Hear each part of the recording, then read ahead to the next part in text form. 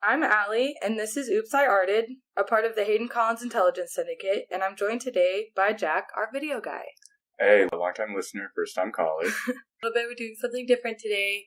Every once in a while, we might feature a friend or someone who's interested in the arts when one of us can't make it. So today we're going to be talking about Bram Stoker and his conspiracy about Queen Elizabeth I.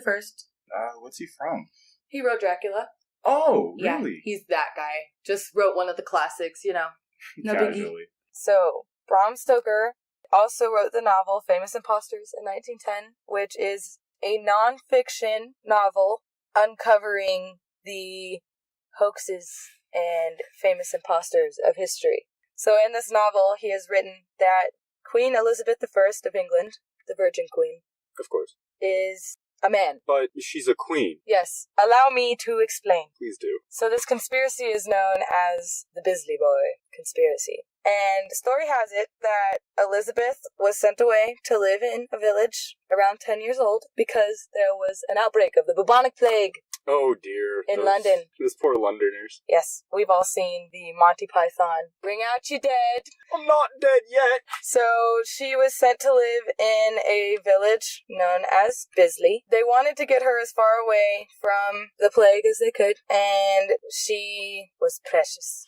So they were like, we must protect the heiress to the throne. The future queen. Yes. And anyways, she gets there and supposedly she died in the village. She got sick anyways. And the courtiers and her governess didn't know what to do. They panicked. Because how do you tell the king, hey, we sent your daughter away, but she died anyways? Yeah, so you remember that kid you have? That's a quick way to get killed. Just in my opinion. It was a different time. It was the 1500s. You could get away with this sort of thing. Yeah, so her governess, her name's Lady Cat Ashley, and guardian, Sir Thomas Parry, they were there, and supposedly they tried to conceal the death. So here's where the conspiracy comes in. I got all this, by the way, from some websites called thevintagenews.com and historyanswers.co.uk, so you know it's a good website. You know it's from Britain. Anyways, so King Henry, her dad, was scheduled to come see her soon to check on her. How are they gonna hide the fact that there's a dead kid? They devised a plan. They buried the body, which we'll talk about in a second, and then they looked around in the village, the whole village of Bisley, and were like, we need a red-headed little girl. And there was not a single red-headed little girl. They found a boy named Neville. Very, very England name. Mr. Longbottom. Neville. And they put him in a wig and a dress, and were like, this is your daughter. The king bought it. Wow. Yes. Some dad. And then the boy just continued being the queen. I mean... Neville, the Queen of England. I mean, why not, though? You're in some grungy town, and the plague's going on, you're like, oh, my life is so short, there's no way I'm gonna survive. Might as well play it up as a queen, right? Live the life of luxury. Why not? So, that's supposedly also why she wears all the makeup that she wears, and she's got all the wigs. She's so heavily caked in that powder. Yes, the white, because pale skin meant you were not working outside, which deemed you royal. That's why people wanted to be pale. Yeah, nowadays people go out to a spray tan lounge. Yes, everybody wants to be tan these days. It's a different time.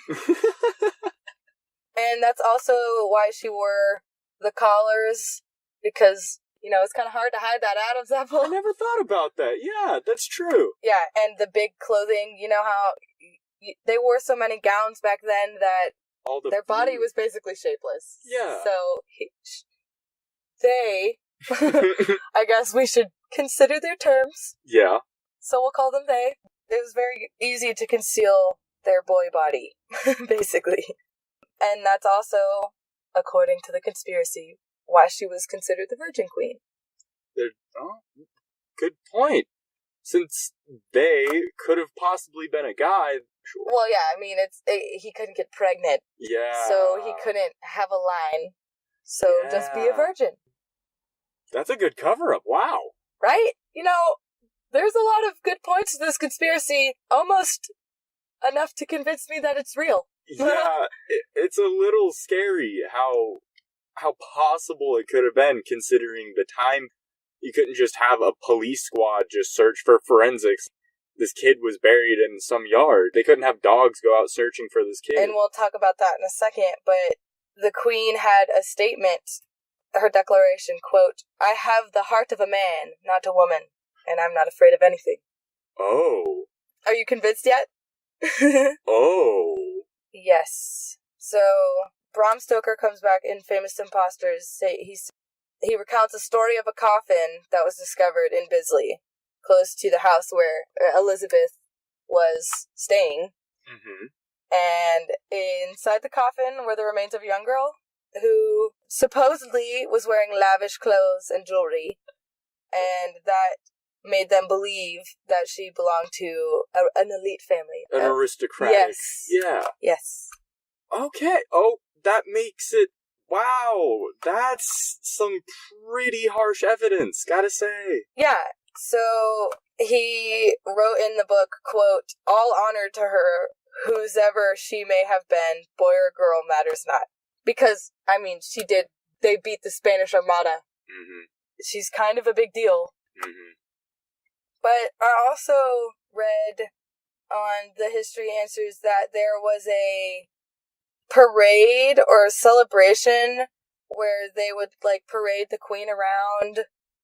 No, sorry, let me start over. There was a parade in Bisley where they would have a boy dress up as a girl and they would parade around the town. Let me see if I can find it.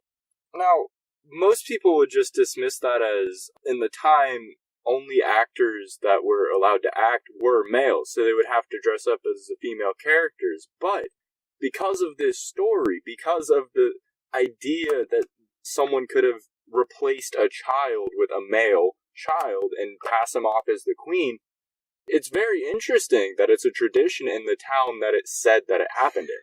Yeah, I thought it was a little ironic too. I don't know if it's a tradition to this day, but I think it raised some questions and maybe sparked this whole conspiracy, kind of a snowball effect. And I also did consider the fact that men played roles, especially in Shakespearean theater. I mean, Romeo and Juliet, sorry to ruin the love story for everybody, but Juliet was also a man. Yeah, that's two dudes. It's the best story there is. I would love to go see that, honestly.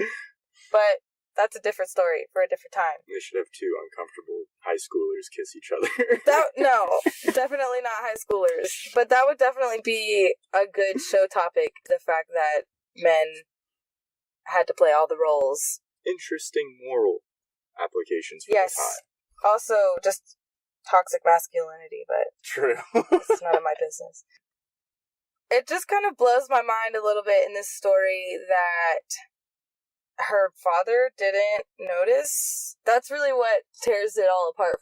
I lived with my dad, and I had a twin sister, and he could notice anything different. If we were trying to, fool his friends, that we would, change clothes while we were, hanging out, and then we'd, go out and, pretend to be the other one, and my dad would be like, "What are you guys doing? Why'd you change?" So I find it hard to believe that Henry wasn't that sure does look like a boy. Okay, but not to play the devil's advocate or anything, but that is a time period in her life where she was growing, she was maturing, she was growing into her womanhood. This is puberty.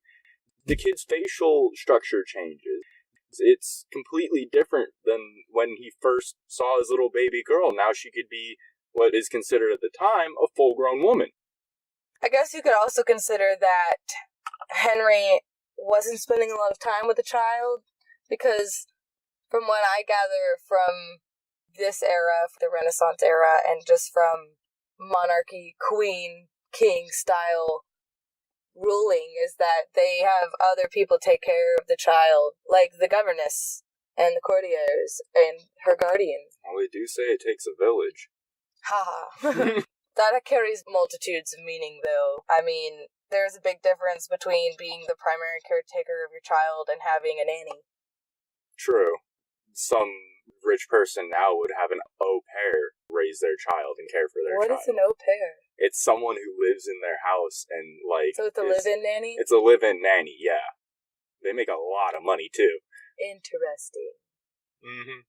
Very interesting. I've never heard of that. I'm glad I could teach you something today. Honestly. Jack is teaching us all. Coming out the gate strong. Hey, maybe it's an excuse to keep me on the show.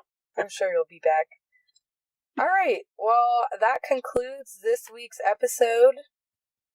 I'm not sure what next week's episode's going to be about. We're in the process of recording lots of different episodes and then editing them and putting them in an order. There are a lot of bigger things happening in the podcast. Yeah, I'm going to be having a lot of fun with that. Yes, video guy. You can contact us at oopsiartedpod@gmail.com, and you can find us on YouTube at oopsiarted. With an exclamation point. Yes.